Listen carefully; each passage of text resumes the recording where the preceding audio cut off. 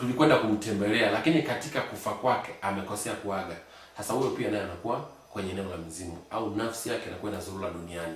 Ndio wale ambao hata ukienda kula nao, kwenda kula chakula, unaanza kuchota tu kijiko cha kwanza, bwana uta kijiko kama mtu amekipunja hivi, chakula kinamwagika, au kama ni gari unakuta umedondoka, au unakuta umemwaga chakula chini, ni yeye anakunani anakupiga ile namba mbaya. Lakini pia mzimu huo mzimu tunasema mzuri, huwa hauendi kwa mtu mwingine zaidi ya ndugu. Una tabia ya kuchagua ndugu wa aina gani ni mzuri, ana roho nzuri, ndio unaenda kuishi huko. Kwa hiyo kwa sababu mzimu, ukishakuwa na mzimu sasa, mchawi anashindwa kukusogelea kwa sababu kiroho, kinafsi au kisirisiri wanaonana. Yaani mzimu na mchawi wanaonana. Kwa hiyo ndio maana ukuta kipindi cha nyuma watu walikuwa wanajisifu sana. Nina mizimu yangu, nina mashetani yangu mimi yakiamka hapa. Mimi nikichafukaga hapa patoshi. Nina mizimu yangu kwa ni ile kweli, na kweli inakuwa ni ya kwake, na wale wanakuwa wamemteua kwamba sasa tukimuingia huyu iwe msaada wa jambo fulani. Kuna mawili, wanaweza wakakusaidia au wakakutesa sana.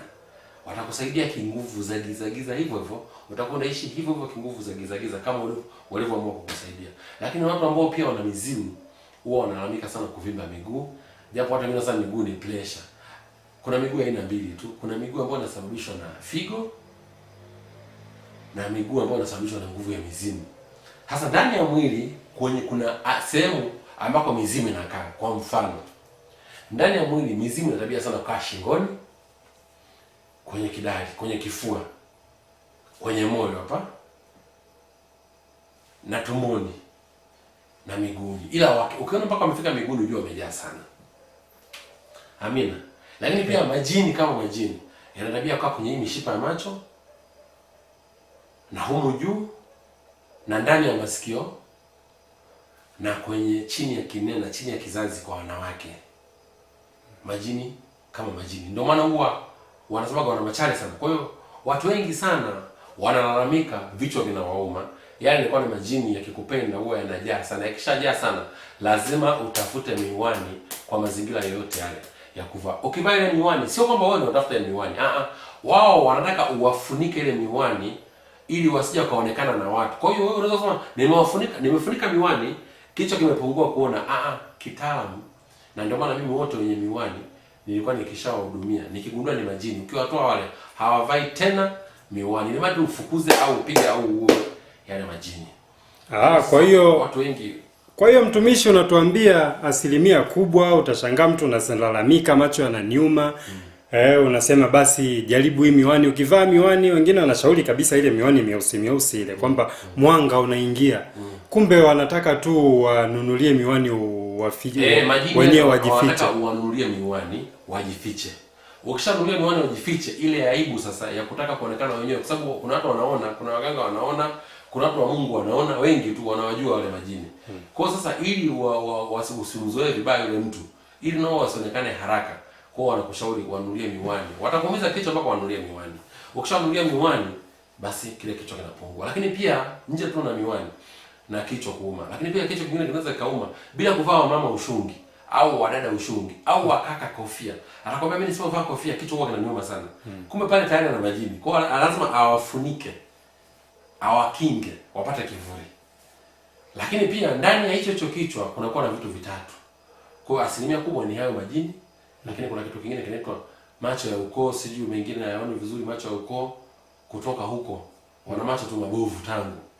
Lakini pia kitu cha tatu ni wenzetu waathirika. Mwathirika naye akiwa na labda na ugonjwa, vile virusi vikipanda sana kichwani, huwa vinahitaji miwani kupooza makali kwa sababu vinaumiza mishipa.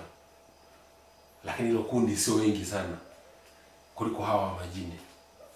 Majini ni manefili, wale ambao waliasi tangu kipindi kile, ni malaika waliodondoshwa kutoka mbinguni. Ni manefili kwa wadondoshwa kutoka hapa duniani wakaanza kuwatesa wana wa Mungu. Walipokuwa wanatesa wana wa Mungu, ndio Mungu akasema Nuhu chonga safina kwa ajili ya kuangamiza haya manefili. Alipokuwa anategemea kwamba ameangamiza, amemaliza baharini, mengine ya kichawi yale manefili hayakufa, ile mijitu hayakufa yote. Ikabaki kwenye maji mle, ndio inaitwa majini mpaka sasa hivi. Lakini ikitoka mle kwenye maji ikija duniani kwenye nchi kavu inaitwa mapepo. Kwa hiyo sio kasema yale majini yanaishi tu baharini, ziwani na mtoni, sio kwenye mabwawa. Huwa yakitoka mle kuja kutafuta chakula huko, huwa yanaitwa mapepo. Kwa hiyo yakikosa, huwa wale watu walioko baharini, wale wenye nguvu, wanamwambia msirudi tena, na mkirudi huku tutawala nyie, tutawakula nyie, mtakula chakula chetu. Kwa hiyo mara nyingi wanahangaika sana kwa duniani kwenye nchi kavu, tuende wapi? Basi wanatafuta watu wa kuwavaa, wanatafuta watu kwenda kupanga. Wanaingia ndani kama vile ulivyoingia wewe ndani mwako huko. Unaingia una kabati na kochi na sofa na vitanda na meza na viti na nini. Kwa hiyo na wenyewe wanapoingia ndani ya mwili wako wanaingia hivyo. Ndio maana mtu mwingine leo hapa analalamika hapa kichomi, hapa goti, hapa nini. Kwa hiyo kuna maeneo. Kwa hiyo na wenyewe ni nyumba zao, wanakimbilia huko, wanakuwa wanajificha wanapotafuta na wale majini wa baharini. Kwa haya mapepo yanajificha ndani ya mwili. Na wenyewe ni hekalu lao pia. Kwa sababu walishazoea tangu kipindi kile cha ile Mwanzo sura ile ya 6 mstari ule wa 4. Ukisoma vizuri maelezo yako pale. Amina. Kwa sasa ninachotaka kusema, kwa hiyo mchawi anapokuja kukuminya, anakuminya ni kama hichi kitu kidogo sana. Kama ile karatasi. Anachukua nafsi yako hapo ulipo, si haujaiombea na hujui kwa wapi. Anakuja kuiminya hapo. Anaminya wewe uko mwili. Hasa sasa mchawi yani mniminya, yani mpaka nimeshindwa kutikisa kidole, wala sijatoa kasauti hata kidogo, wala sijafumbua jicho, wala sijafumbua mdomo, nimeshindwa kugeuka, nimeshindwa kuita, nimeshindwa kumpiga hata kumpiga. Yeye anakujua vizuri mno. Mchawi anakujua vizuri kwa sababu anacheza na nini?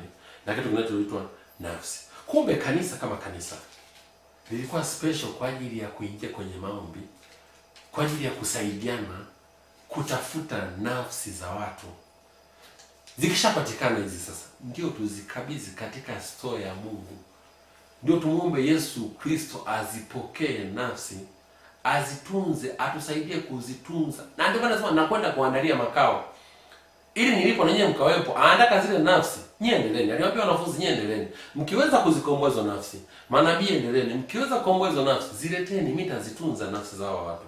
Kwa ndio maana akasema kule mbinguni watu ni wachache sana. Na ndio maana kwamba ile njia ni nyembamba. Baada ya kuona njia ya kwenda kule ya duniani ni pana. Kwa hiyo watu wengi sana wanawaza mawazo ya duniani ni mengi. Issue za duniani ni nyingi. Maisha ya duniani ni mengi. Yaani mtu nusu saa au masaa moja anamwaza Mungu. Baada ya hapo hana mawazo mengine tena zaidi ya maisha yake. Na hicho ndio kinachomkwaza sana Mungu, kama vile akutumba. Amina. Amina. Amina. Ya, hiyo ni nzuri sana. Kwa hiyo sasa nimejitahidi sana kueleza kwa kina, kwa kirefu. Kwa hiyo basi nafsi hizi ziko maeneo mengi. Inawezekana nafsi yako iko makaburini kama nilivyojieleza mara ya kwanza, na ndio maana unaota ndoto za misiba, kuchoka na hivyo. Inawezekana nafsi yako iko pia baharini. Nafsi ikiwa baharini, utakuta ndoto zako wewe ni kuota mambo ya kuogelea, kuota unapita juu ya daraja, unapita pembeni ya mto, unapita huko, unapita kwenye maji mafupi, maji marefu, unataka kudondoka kwenye daraja, unakuwa unapenda sana kuogelea, unapenda sana kuzuka kwenye pembeni ya bahari, unapenda sana kushinda karibu na bahari, karibu na ziwa, karibu na mito, karibu na mabwawa, unapenda sana vitu vinavyohusiana sana na maji, usafi sana.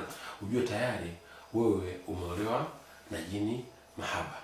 Na ukiolewa na jini mahaba ni mtu ambaye unapenda sana kununa. Unapenda sana kununa bila sababu za msingi. Unachagua watu wa kuongea, lakini pia upendi kelele. Mtu aliyeolewa na jini hapendi kelele. Mwenzake anaposema ongeza kidogo sauti ya huo wimbo au sauti ya huo muziki, yeye kwake hapendi hicho kitu. Unaona, watu waliolewa sana na nini? Na majini mahaba. Waliolewa pia na majini mahaba huwa wanasumbuliwa kidogo pia na masuala ya watoto. Anaweza kabadilisha kazaa mtoto wa kwanza vizuri, anakuwa pale hajaingiliwa. Lakini kuja kupata mtoto wa pili anachelewa mno, kwa sababu atumie nguvu ya ziada. Watahangaika hospitalini wapi kupata mtoto wa pili, anachelewesha mno, kwa sababu yule jini hata kubali tena wewe mwanaume azae na wewe mtoto wa pili. Kwa hiyo na majini pia wanakuwa na wivu, ni bora akuzalisha wewe. Lakini pia mtu aliyeolewa na jini mahaba huwa pia tumbo lake linamsumbua, linajaa gesi, chuchu huwa zinauma. Wakati fulani anaota ndoto amefunga harusi na mtu ambaye hajamuona. Wakati fulani anaota ananyonyesha mtoto. Wakati fulani anaota anapakatia mtoto mchanga. Wakati fulani anaota anamuogesha mtoto, au mgongo pia unamuuma kwa sababu na kiuno anakuwa amebeba mtoto. Lakini pia nao huwa wana tabia, wakati fulani kuna watu wengine wana tabia kujipiga na masikio ni kwa huwa wana tabia hiyo. Lakini pia ni watu ambao pia hawana amani siku zote za maisha yao. wapo duniani. Utamnunulia nguo nzuri, mke wangu nataka ni gari, mke wangu nataka ni nyumba nzuri, hana gamanda sana, atafurahi dakika moja, masaa mengine yote anakuwa ameshinunua. Kwa hiyo mtumishi, asante sana kwa hilo somo zuri. Kwa mwisho wa siku, ina maana sasa nyie manabii tuseme Bwana amewawezesha nyinyi kuviona hivyo vitu ambavyo watu wengine hawavioni. Na unaviona kwenye crystal clear, yani kwenye 3D high definition. Unaona kama ambavyo unaona wanadamu wengine. Kama walivyo. Kwa mfano, unaweza kumwangalia mtu hivi kwa sekunde tu chache, anaondoka yeye mwenyewe, anafanya tu hivi. Kwa akishaondoka hivyo unamuona mpaka anakokwenda. Unajua utayari yuko sehemu fulani. Kwa unapoanza kumuombea, kumhudumia, ndipo pale unapoanza kuomba malaika sasa wakamchukue. Pia anakuwa pale malaika ndio anashughulika sana. Roho Mtakatifu. Yesu anakuwa kiongozi. Labda itokee tu vyovyote vile ashiriki Mungu, lakini mara nyingi ni hao watu watatu wanaoshughulika sana na mambo ya nafsi. Kwa mfano, kuna watu ambao wanaweza kupata ajali. Kwa mfano, wao wanaopata ajali za bodaboda. Anaweza kupata ajali bodaboda. Yaani sio kwamba anatoka nyumbani anaaga, jamani leo naenda kuvunjika. Hizo ni ajali za pikipiki. Hizo ajali za pikipiki. Sio kwamba leo anatoka nyumbani, jamani naenda kuvunjika.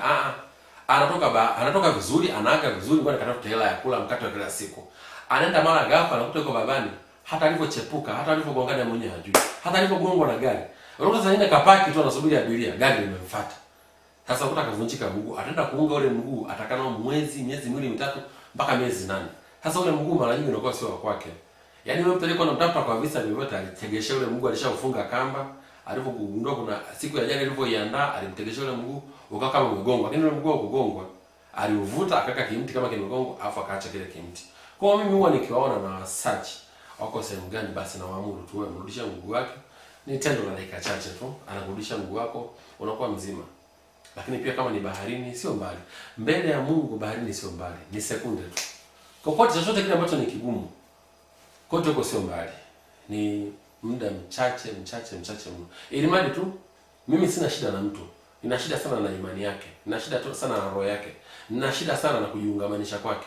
Hasa mtu mwingine anakuja sasa, mtumishi naomba tu niombee nipone. Alafu aseme mtumishi, ninaomba sasa kuanzia leo, naomba na mimi niwe upande wa Mungu, naomba niombewe, naomba kwa kweli nimjue Mungu. Kama wenzangu mlivyo na neema ya kumjua Mungu.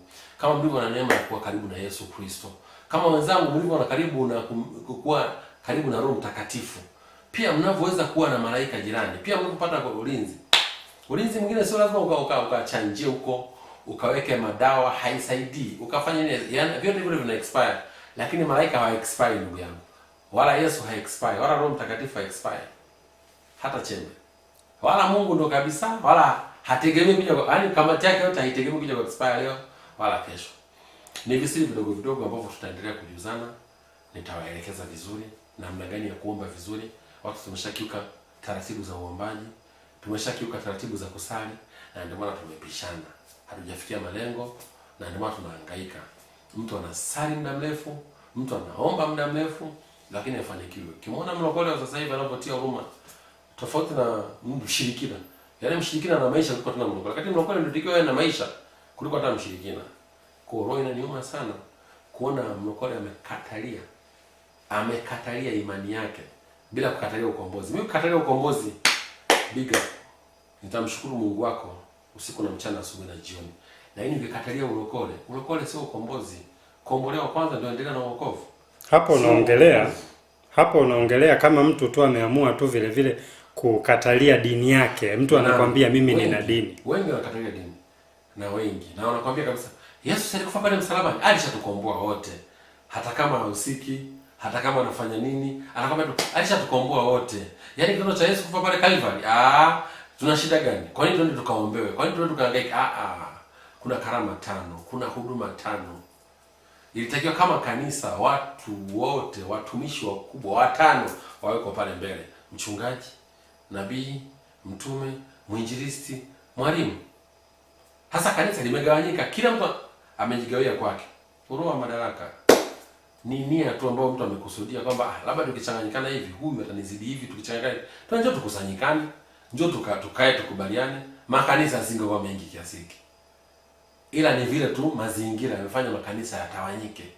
Huyu akipata kanafuu haka, huyu anataka sasa, ndio wanaona sasa, ndio kuna hayo makundi sasa, ambayo ndio kwenye kitabu cha nini cha Matendo ya Mitume sura ya 2 mstari wa 17 na wa 18 anasema, nitawamwagia roho yangu watu wote wenye mwili, watanena, wataota ndoto, watatabiri,